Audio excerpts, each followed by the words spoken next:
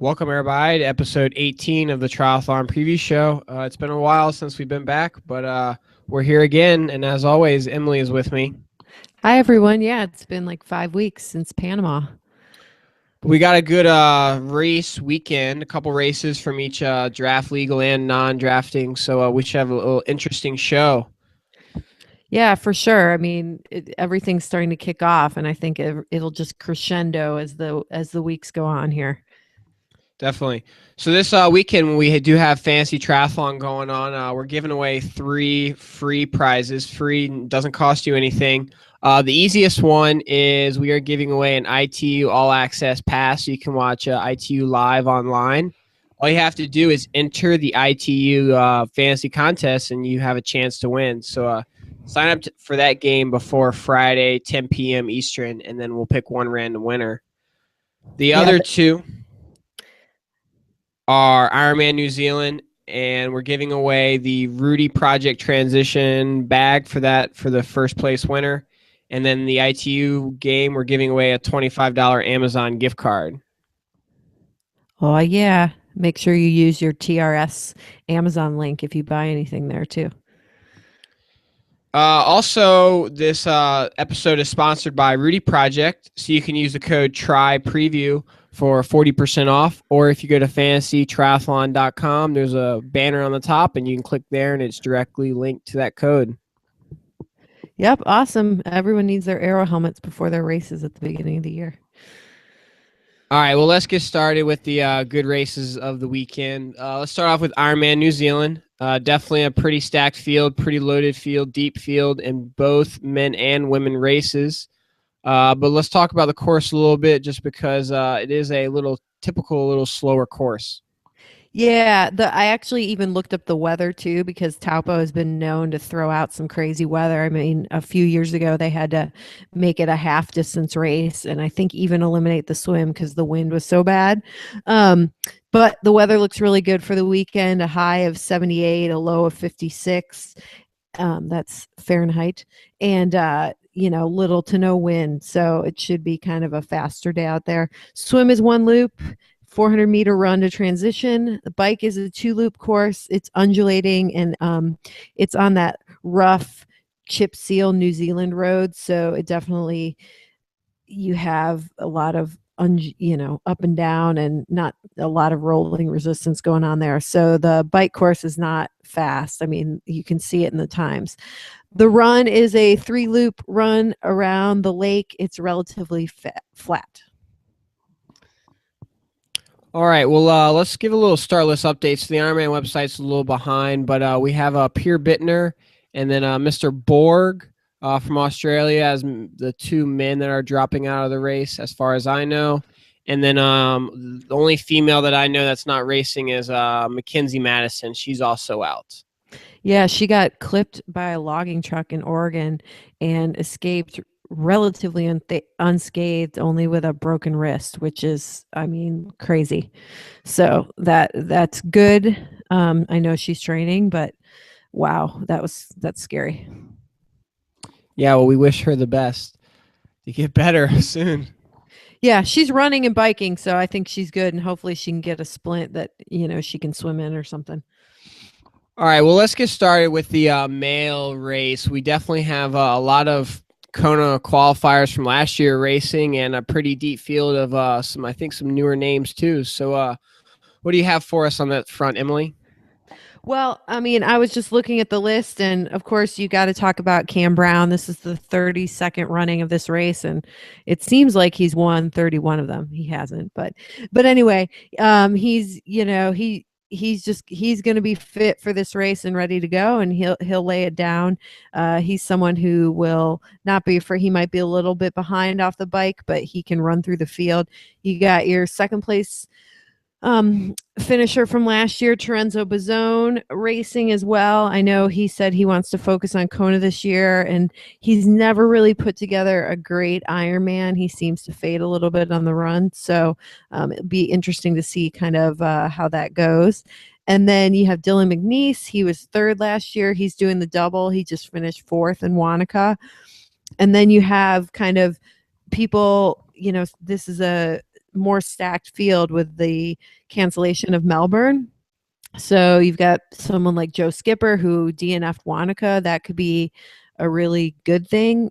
He'll be rested, probably a little pissed off and ready to go. And he's a strong biker, so he'll handle those roads well. You have Matt Hansen, who's had 2 kind of crappy races. I'm sure he's ready to throw down a good one. You got Mark Bostad doing his first Ironman. I know he's kind of nervous about the back half of that run. So not that he's, not ready, but it's kind of the unknown. And then you have also Callum Millward, who DNF'd in Kona and is probably looking for a good race. He was second at Coeur d'Alene, I believe, when it was super hot. So he's someone who will be up there as well. Yeah, I think you forgot to mention Dougal Allen, the winner of Challenge Wanaka, and he's also a supreme biker. So I mean, you'll definitely see him coming from behind, no doubt, off the swim, but he'll be trying to bike up to the first place.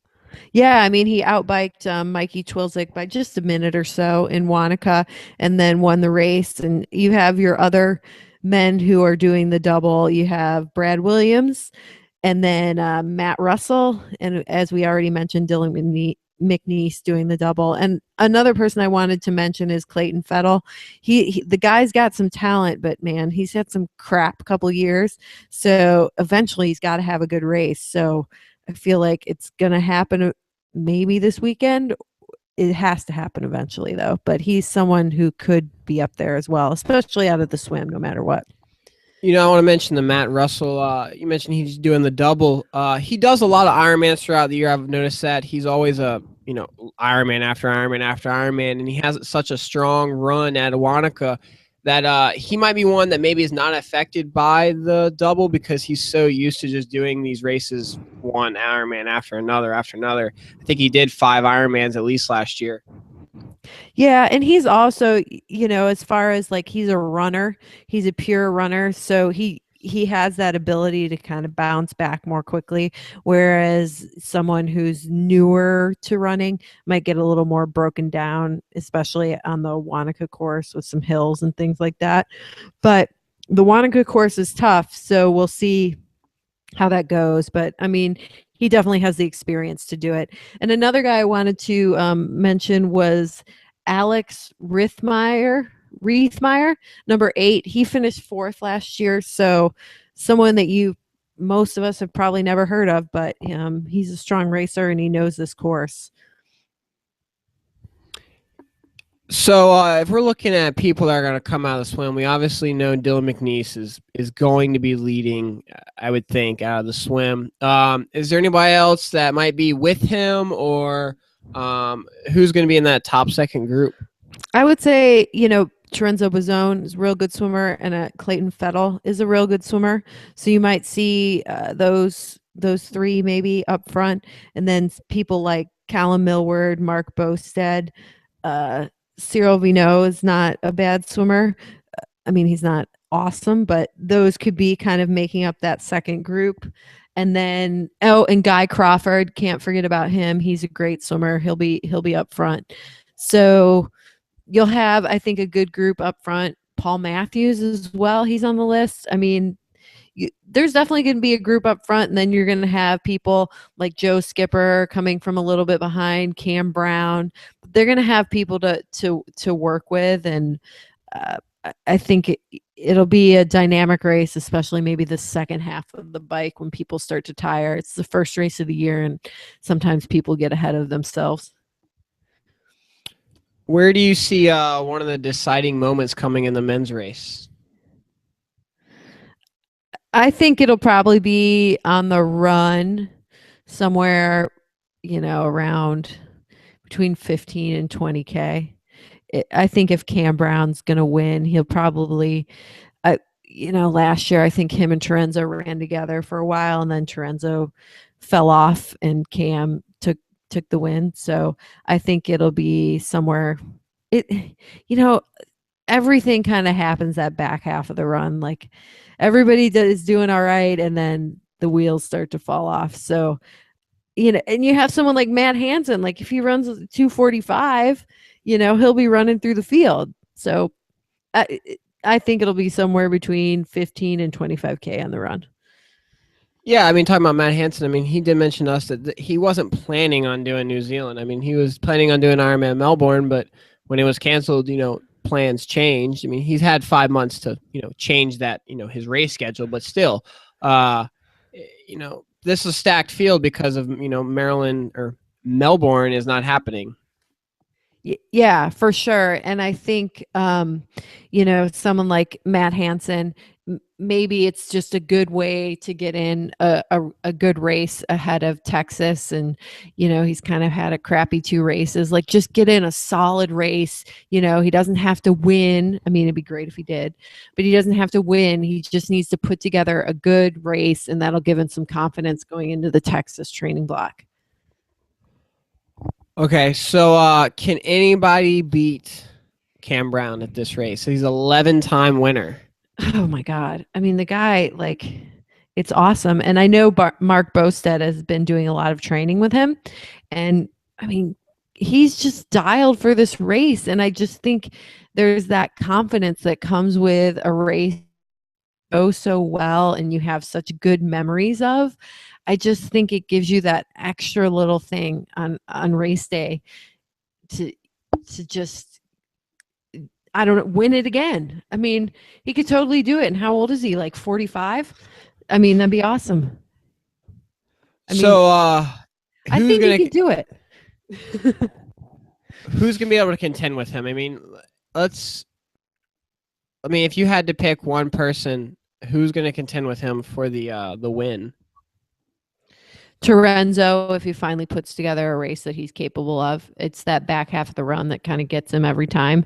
He's can come off the bike with Cam Brown. He has in the past. He's just faded on that run. I don't know if it's nutritional or what's going on, but I think if he can put together a back half of that run, he's someone who can challenge him. What about anybody from, let's say, the Western Hemisphere? I mean, there's a lot of people over there that aren't just from New Zealand or Australia area. Do you see anybody, coming a long ways looking for a top position? Joe Skipper. I think he definitely had disappointing Wanaka, and if he can, put that energy into a good bike and follow up by a decent run, definitely can be there. Yeah, I mean, how long at Texas last year, he didn't get passed by Matt Hansen until what, like 18 or 20 miles? He was leading for that long. So, and this is kind of a strong man's course, this bike course with the roads the way they are, the chip seal. So this is the type of course he can tear up if he has a good ride. And, people might be like, let him go, think, oh, maybe he's just blowing off steam after being pissed off after Wanaka, or, or we can get him on the run, or I think he's someone who could definitely contend for it. And he's probably ready to have a good race after going all the way there for Wanaka and having it turn out shitty. Yeah, I mean, they saw what happened, a couple of weeks ago with Douglas Allen going off the front, and I mean, nobody could go get him, so you can only let the bikers go so far. Yeah, I think Douglas Allen might be a little tired. I think it's emotional after you win an Ironman. Just, that was a big win for him. So, was he able to relax and get some rest and everything like that? You might get sued for saying he won an Ironman. Oh, well. All right, well, let's move on to the women's race. The women's race is just as stacked as far as I can tell. Meredith Kessler, I don't even know how many times she's won past 3 years. She's going for number 5. She's won the last 4 years. No, well, they didn't have it in 12. Okay, they had it in 12. It was a half Ironman. Okay, so yeah, so she's won there on this weekend 4 times. 1 year it was not an Ironman race, distance race. Yeah, so she's there again. Gina Crawford is there. Carrie Lester, Amanda Stevens, newcomer to the Ironman scene, Lauren Brandon. Yeah, I mean, I think that'll be fun. I think she'll be someone who's not afraid. She knows the run is her weakness, so she's gonna bike and swim and bike hard. And Meredith will have company out there. The last couple years, Meredith has been off by herself, out of the swim way ahead of everybody. So she's gonna have some company, and that could be good. Yeah, I might look at that in the opposite direction though, where if she knows her run in a 70.3 is her weakness, will she be holding back on the bike because she knows, well, now I have to endure 26.2 miles of pain instead of 13.1 miles of pain? I mean, yes and no, but I think she knows, like, if she wants to be at the finish, near the top, she needs a lead onto the bike. I don't think she's going to do anything stupid, but I do think that she will take a chance on the bike, as far as, like, she won't be afraid to take it up the road. But I Yeah. don't think she'll be someone who's going to, like, completely overbike so she can't run. I just think she'll give herself a chance to have a good lead going into the run because she knows she needs it. Yeah, I mean, over the last year, watching Lauren Brandon a lot, she's a gamer and she will swim and bike where she needs to swim and bike. So it'll be interesting watching her doing it for twice as long. Yeah, I mean, definitely. I mean, she's venturing into unknown territory, and I think she knows that. And it's her first Ironman, so I think she'll cut herself a little bit of slack, as far as, like, the pressure's not really there, because she's never done it before. So it's like, okay, let's just get this done. Like, it might be ugly at the end, or it might not be, but I think everybody goes into it with a little bit of trepidation, I think. But she is a gamer and she'll go up the road. She's not afraid to do that. We also have second at Challenge Wanaka, Laura Sedal. Yeah. And she's someone who, is going to be a little bit behind out of the water. She was close in Wanaka. I think the conditions were pretty choppy and they ended up altering the swim a little bit, so it wasn't quite as long. But I think with swimmers like Lauren Brandon, Amanda Stevens, Meredith Kessler, she's probably going to be a little bit back. So she'll have some work to do, but I think she'll have some people around her. She swims well. Maybe someone like Carrie Lester, Michelle Bremer is there. Great cyclist. Maureen Hoof. I mean, Candace Hammond, Kirsty Hallett, Jocelyn McCauley, who is just fourth in Dubai, and she was fourth or fifth in New Zealand last year. She's someone who's a strong cyclist runner. So there's going to be a group ahead and a group behind. Lucy Gossage. Yeah, definitely. There's definitely going to be a good group coming behind to try to, catch Kessler, and it's definitely going to be a different dynamic than in years past, where Kessler is just leaded from start to finish. Yeah, I think there's a deeper field and there's more people, so it won't be. I think, if Meredith she's a course record holder. If she has a really good race, like, she might be all the way out in front by herself. Kind of like at Ironman Arizona, but I think there's a larger group of women that are going to be vying for those other places. And you know what?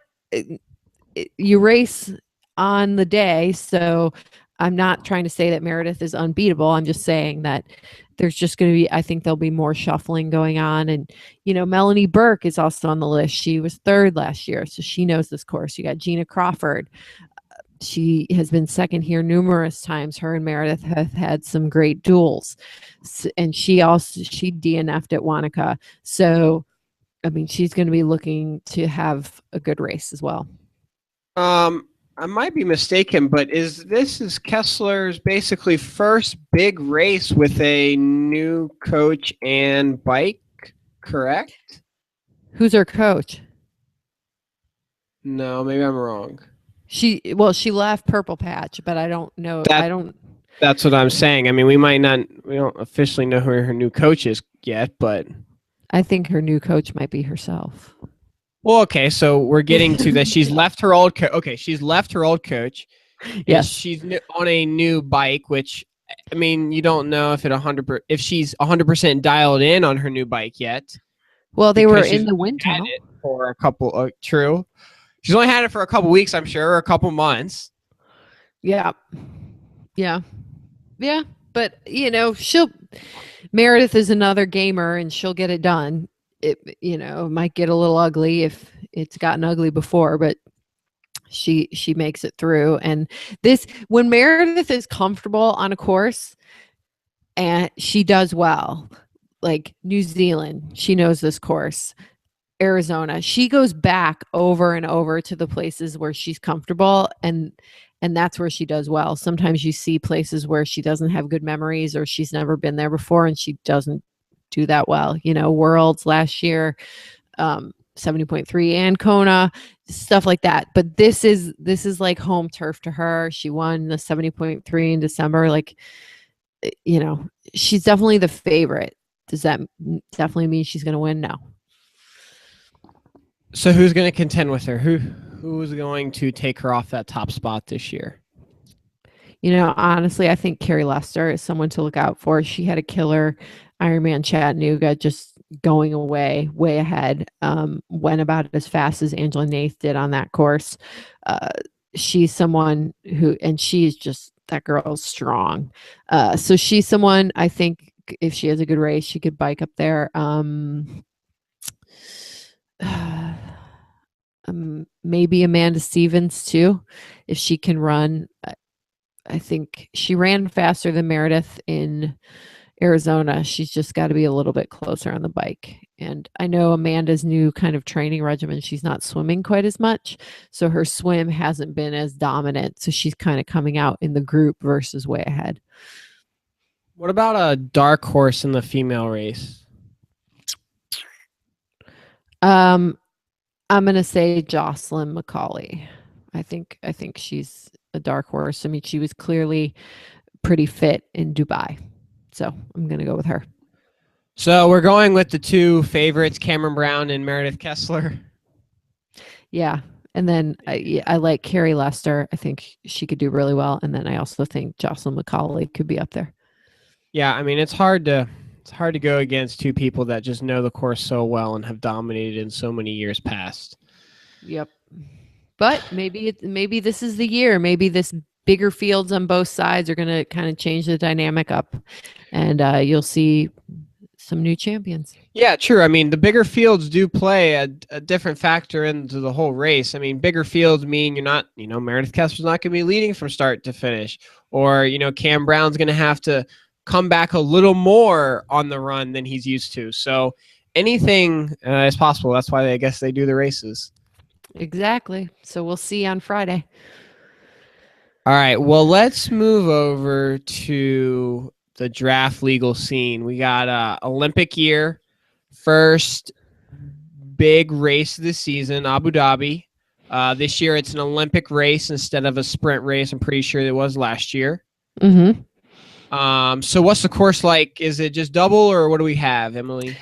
So the swim is they have a lap that's a 1,000 meter lap and then a 500 meter lap. The bike is a 13 kilometer circuit and then 6 of 4.5 kilometer circuits. And then the run is 4 by 2.5K. It's flat. I mean, you can have some wind, as we saw in Dubai this year. Like, the wind can whip up there, and it's supposed to be hot. It's supposed to be like 90 degrees, and the women are racing at 1 p.m. local, and then the men are racing at 4. So that could play a factor. And I feel like the heat plays more of a factor at the beginning of the season, because the fitter you are, the better you are at handling the heat as it goes on. And people have been training in nice locales, but that are warmer, but that warm and having to kind of do that really hard racing, you might see a little bit of carnage on the run. Now, six laps of the shorter laps, are they pretty technical? I mean, that sounds like a lot of laps. I didn't look. I think it's kind of more of an out and back type thing. Okay. Yeah. Yeah, China. But I mean, it'll get crowded. I mean, the start lists are pretty big. So, um, you know, the, I wouldn't say it's going to be like hugely technical. No, it's not like Stockholm or anything. All right, well let's talk about the female race first. Obviously off the top you don't have a Gwyn, but there is some pretty big names as always in the IT races still there. Yeah, and I think this is interesting because people are going to be going into this race in different kind of states. Some people don't need to be super fit right now. I think someone like Rachel Klammer, she has made her team, her Olympic team. She had a later off season because she did the Island House Triathlon. So I think she might be someone who's not quite as like sharp right now as she usually is. So she might be further down than usual. I mean, usually she's like top 5. So she might be further down than usual. And then you have someone like Jody Stimson, who was injured a majority of last year, and she wants to get that third Great Britain spot. So she's going to be ready to go. She's been training with Darren Smith in South Africa, along with Lisa Norden, who finally kind of started to have a good season at the end of last year. She did great at the Island House Triathlon. So those two have been training together. So I think there's just going to be different people at the front because they're at different stages of prep. I mean, someone like Katie Zafaris, she's getting ready for Yokohama. So she might not be super, super sharp, but she's definitely going to be fit. Someone like Sarah True, she's got her spot. This is just a good chance to train. She has a new coach, Corey Hart, more on the cycling side, based out of Salt Lake City. So this might be kind of just a test, like see where we are. What do we need to do type thing. Yeah, definitely. I mean, there's so many countries and everybody has different qualifications for the Olympics, how they select their teams, that some people need to be ready to go this first race to get their slot. Some people are just waiting for that one race like Katie that she has to perform at. Some people already have their slots. So there's so many different dynamics playing into this year that you wouldn't have in a normal year. Right. And I mean, I noticed even Nikki Samuels, we haven't seen her on a WTS start list in a while, but she is really good. She probably wants to get a New Zealand spot, and she's really good on the bike and really strong swimmer. So you're going to have people like her and Lisa Norden and Jody Stimson, and Helen Jenkins wants to get that slot for Great Britain. So you're going to kind of have her dueling with Stimson. And then you have Nicholas Spierig, and you know how, like, we'll all, I'm sure, hear after the race, like, what kind of state she's actually in from Sutto, because he'll tweet about it and write about it. But, she definitely has a big engine and has been doing a lot of race, but he's not afraid. Sutto, I'm talking about, is not afraid to let her not be super, super fit for this, because he knows she needs to be super, super fit in August. Yeah, the one country that stands out to me women's wise is Australia. We all know the USA has they have 3 top women, but Australia is one of the next countries that has a lot of good women, and I don't think they've selected their team yet. And so this is an opportunity for a lot of them to show what they can do to their country. I mean, you have Ashley Gentle. You have Charlotte McShane, Jillian Backhouse, Erin Densham, Emma Jackson. There's a lot of good females from Australia that are going to miss a slot. Yeah, and Olympics. And Erin Densham, she's your bronze medalist from 2012. And 13, 14, 15, you didn't see much from her at all. She was really sick. So I know she's been training in Phoenix. So, how's she doing? She did that UCSD triathlon just a couple weekends ago. So, I mean, she did okay, not great. McShane trains with Gwen. Ashley Gentle, she might be the one person who has a slot. I feel like I heard a interview with Josh Amberger, who's her boyfriend, who said she already has a slot, but whatever. She needs to do well. Jillian Backhouse, she has done well. She did well in Edmonton last year over a sprint distance. How she does over an Olympic distance, we'll see, kind of against the big girls. But you don't have someone like Gwen who's everybody kind of keys off of, like, where's Gwen? What's Gwen doing? So the dynamics are a little different because I think, fortunately or unfortunately, with Gwen not in the field, there's more people who feel they could win.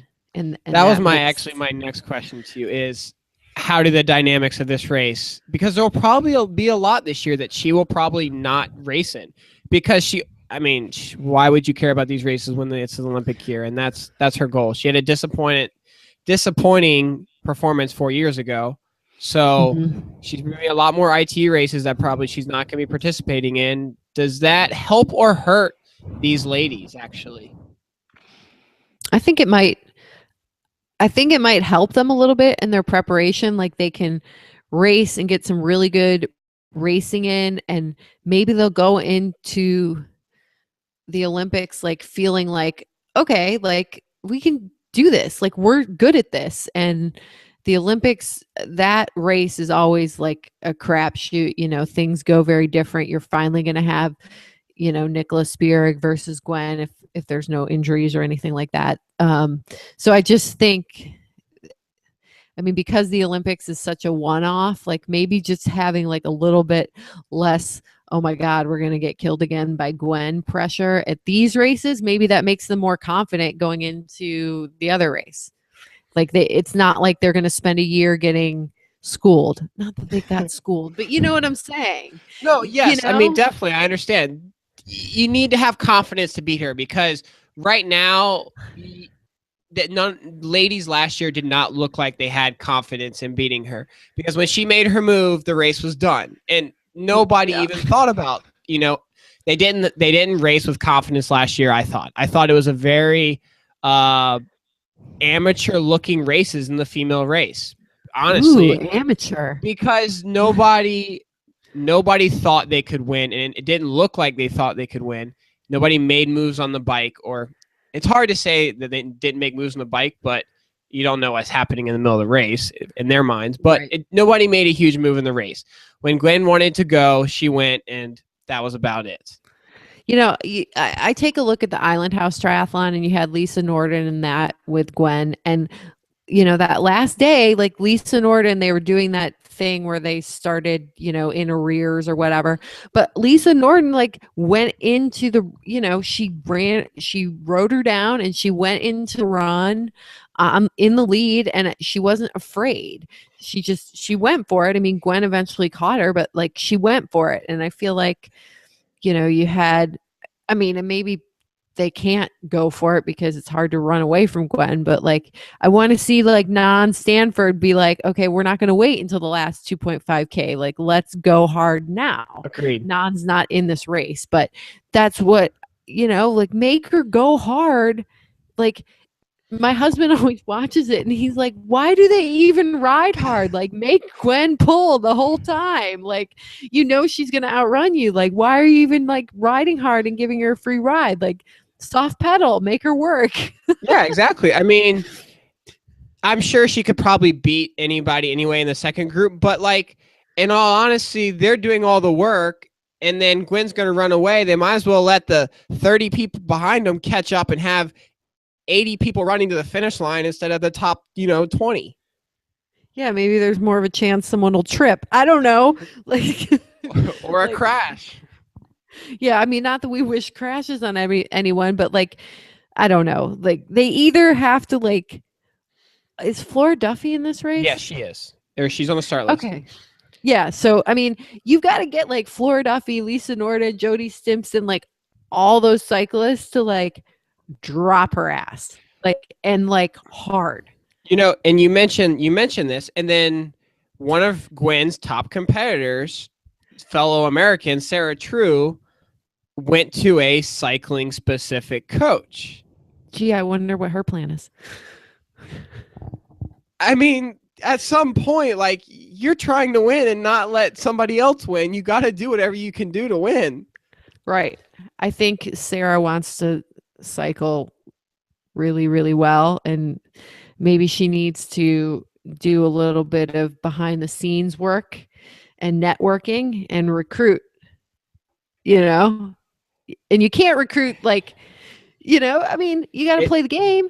It's definitely an interesting. It will be an interesting Olympic looking at it from a USA side because I mean, let's just say Katie gets in. There are 3 individually strong US athletes, whereas other teams could potentially have a third player that is just there to help the other 2.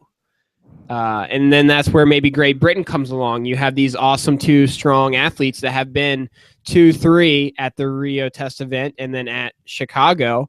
Maybe they need somebody else that can help those 2 get along to the finish line faster. Yeah, I mean, someone like Jody Stimson, though, I mean, she's got her own accolades.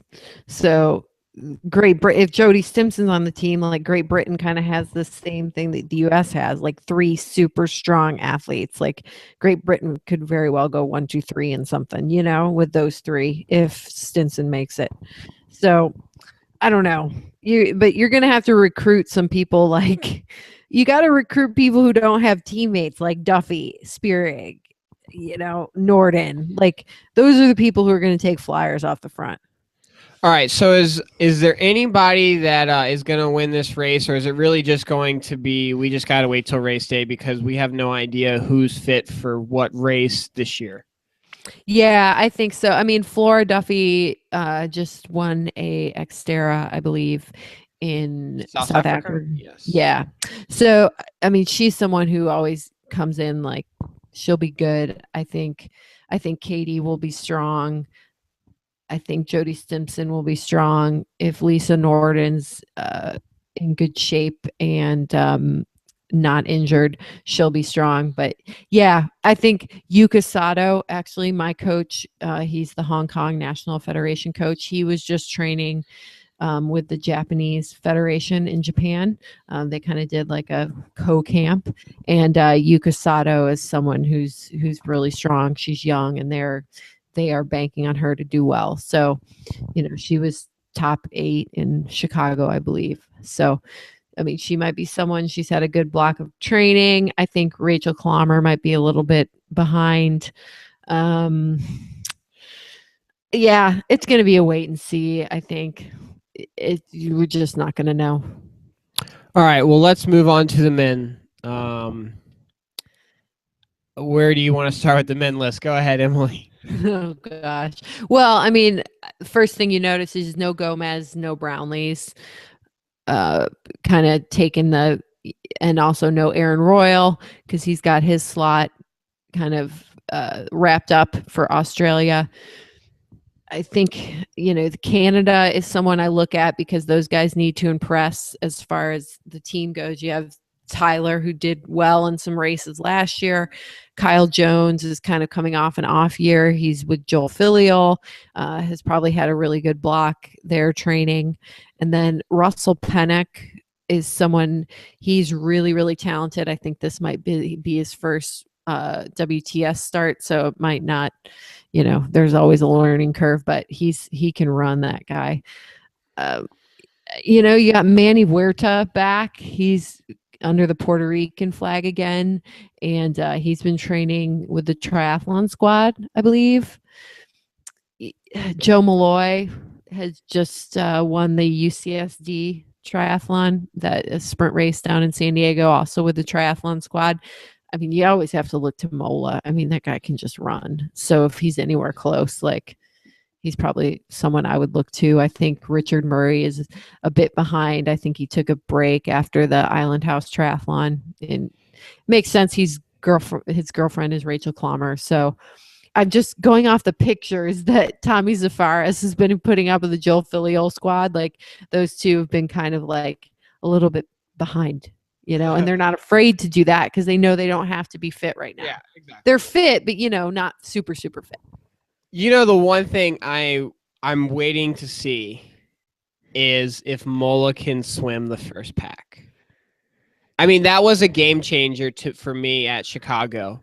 When you see him come out and he is within striking distance, to me, even though the race was still very, very, very close throughout the whole race with him and Gomez, to me, when I saw him come out, I was like, he's going to win. Like, how is he going to get beat?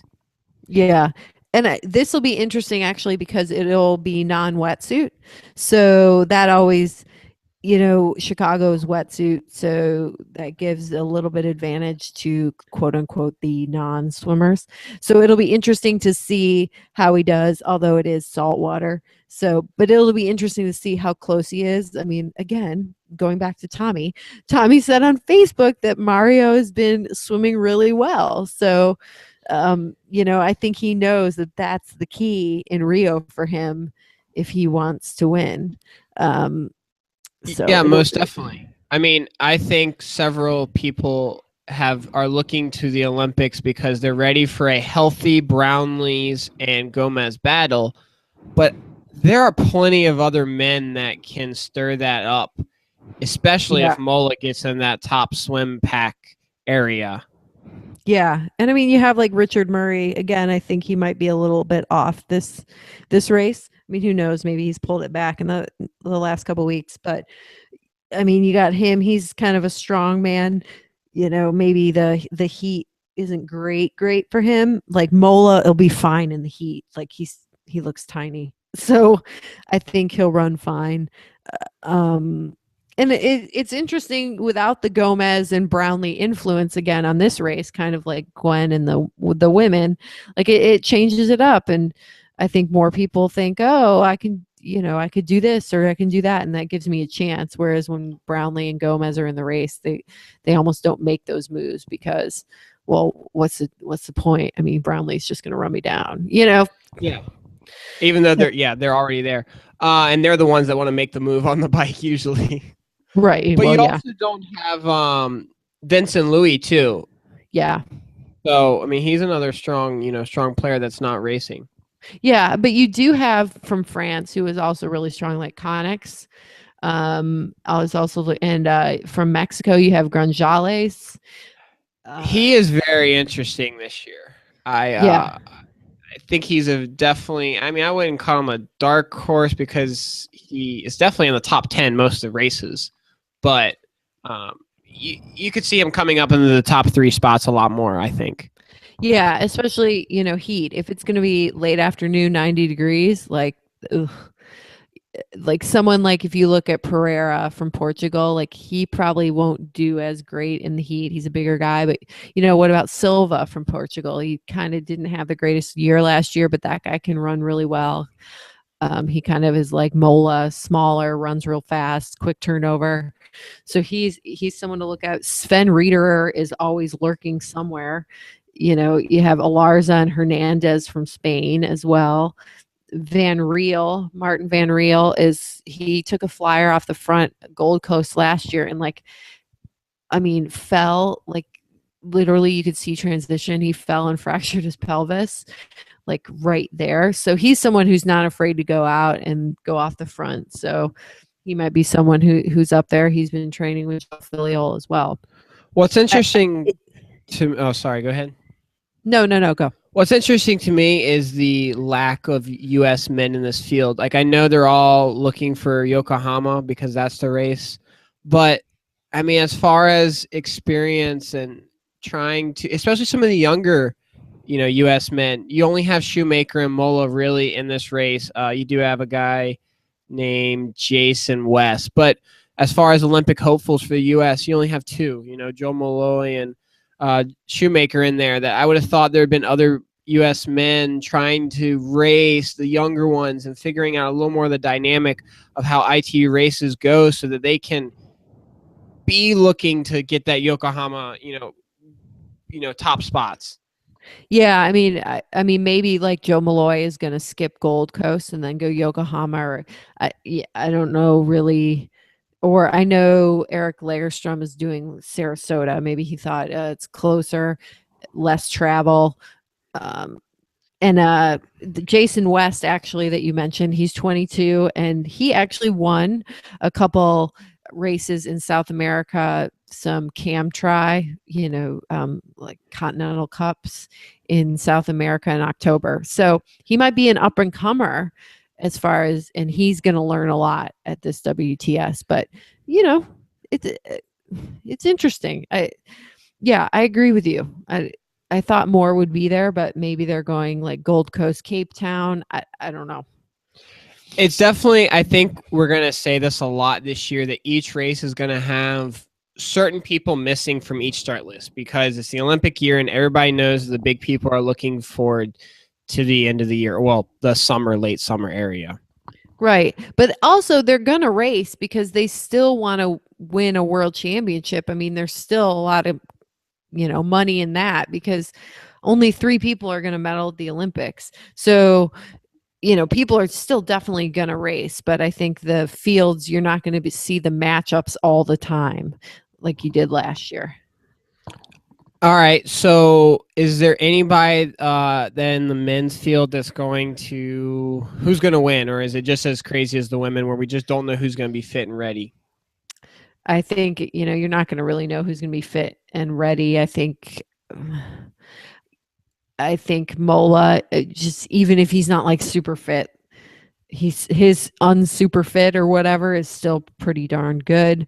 Murray might be able to muscle something out of it if he's not super fit. Alarza, Hernandez, those Spaniards, they could do well. Silva, maybe Grunchales. I think it'll be more dynamic, and as always, it's a WTS race. It'll come down to a group on the run, and then someone will make a breakaway. Probably. I don't think you'll see a big, a group, one person go off the front and win or anything like that. All right. Well, definitely some good insight there. Let's finish off with two. We do have 2 Ironman 70.3s. Buenos Aires. Let's start there real fast. Any male or females you're looking at on that race? Yeah, I mean, Oscar Galindez did pretty well in Panama. You got Ben Hoffman, Ben Collins he just did well at a race in Israel, actually. Sam Appleton kind of starting his campaign under the Purple Patch banner, just finished a big block in Kona. So I'm sure he's not like, middle of the season fit, but I'm sure he's ready to go. And then you have a bunch of, South Americans that Santiago Ascento, number 9.